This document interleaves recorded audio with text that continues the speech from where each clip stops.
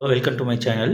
இன்றைக்கி வந்து December 25th current affairs தான் நம்ம பார்க்க போகிறோம். ஃபஸ்ட்டு நியூஸாக வந்து 6100 கிலோ செயற்கைக்கோள் வந்து ஏவி இருக்காங்க. யாருன்னா இஸ்ரோ வந்து ஏவி இருக்காங்க. அமெரிக்காவின் ப்ளூ பேர்ட் 6 தகவல் தொடர்பு செயற்கைக்கோளுடன் LVM-3 ராக்கெட் வெற்றிகரமாக புதன்கிழமை வந்து விண்ணில் செலுத்தப்பட்டது. இது மொத்தம் வந்து எவ்வளோ கிலோ இருக்குன்னா 6100 கிலோ கொண்டது.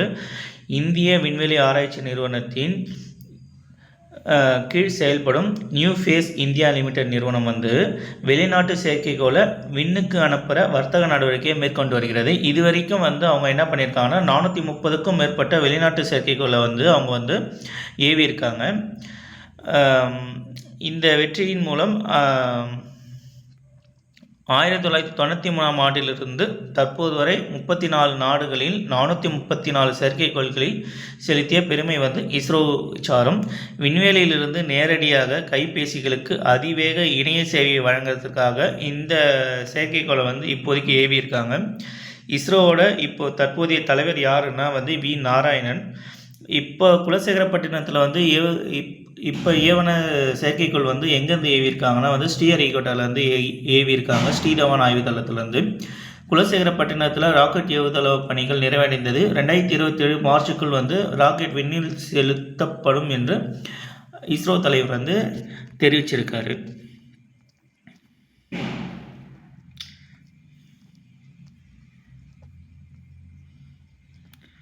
அடுத்ததாக வந்து டிசம்பர் 25, 1924 வந்து வாஜ்பாயோட பிறந்த தினம். அவர் வந்து 16 ஆகஸ்ட் 2018 வந்து அவர் இறந்திருக்காரு. அவர் வந்து 3 முறையாக வந்து இந்தியாவோட பிரதமராக அவர் வந்து இருந்திருக்காரு.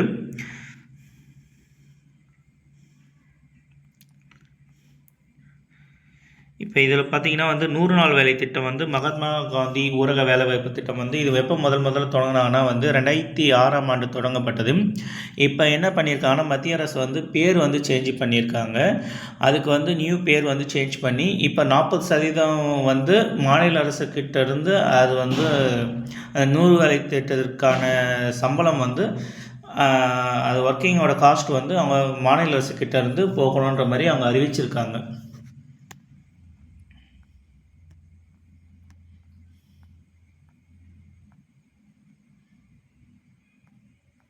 அறிவிக்கலை, மசோதா தாக்கல் போயிட்டு இருக்குன்ற மாதிரி சொல்லியிருக்காங்க.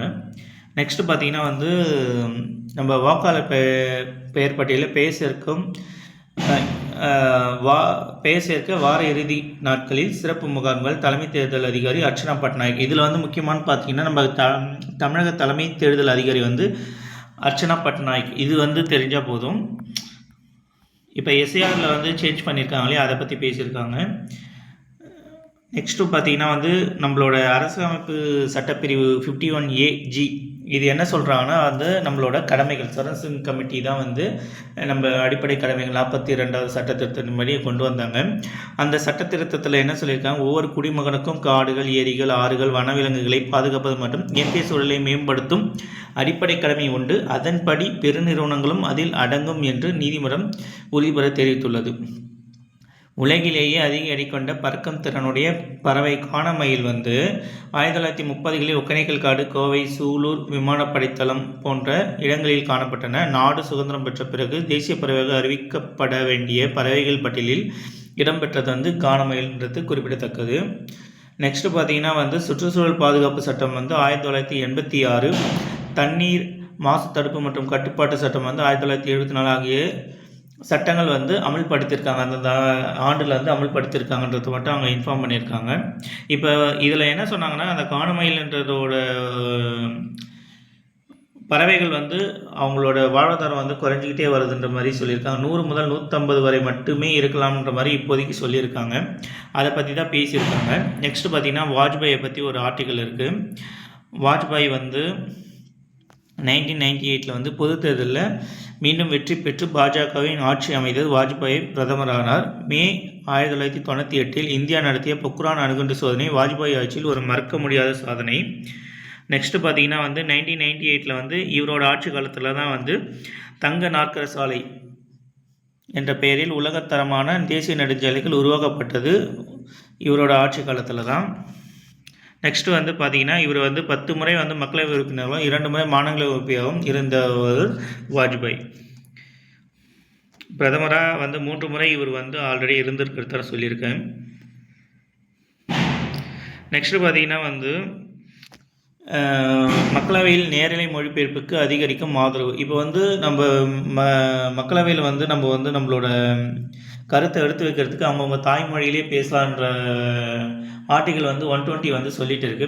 அதை பேஸ் பண்ணி என்ன சொல்லியிருக்காங்கன்னா, இப்போ அதிகபட்சமாக 50 உரைகள் வந்து இதுவரையும் உரைகள் நடத்தப்பட்டதில் தமிழில் வந்து அதிகபட்சமாக வந்து மக்களவையில் வந்து 50 உரைகள் வந்து தமிழில் நிகழ்த்தப்பட்டுள்ளன. 2ஆம் இடத்துல வந்து 43 உரைகள் மராத்திய மொழியிலும் 25 உரைகள் வங்க மொழியிலும் நிகழ்த்தப்பட்டுள்ளதுன்னு சொல்கிறாங்க. மொத்தம் 22 அலுவல் மொழிகள் நம்மக்கிட்ட இருக்குது.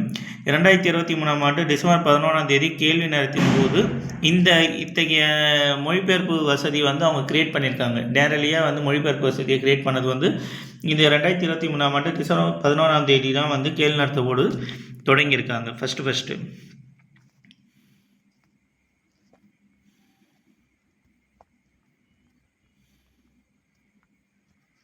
அடுத்ததாக பார்த்திங்கன்னா வந்து இதில் வந்து முக்கியமாக பார்த்திங்கன்னா நம்ம தமிழகத்தில் வந்து என்னென்ன அமைச்சர்கள் எந்தெந்த துறையில் இருக்காங்க, எந்தெந்த டிபார்ட்மெண்ட்டில் இருக்காங்கன்றது மாதிரி தெரிஞ்சால் போதும். போக்குவரத்து துறையில் வந்து போக்குவரத்து துறை அமைச்சர் வந்து சாசி சிவசங்கர், தமிழ் வளர்ச்சி மற்றும் செய்தித்துறை அமைச்சராக வந்து மு.பே. சுவாமிநாதன் இருக்கார். இந்திய சமய அறநிலைத்துறை அமைச்சர் வந்து P.K. சேகர் பாபு வந்து அவர் இருக்கார். நெக்ஸ்ட்டு வந்து டிசம்பர் 24 வந்து முன்னாள் முதல்வர் எம்ஜிஆரோட நினைவு தினம்.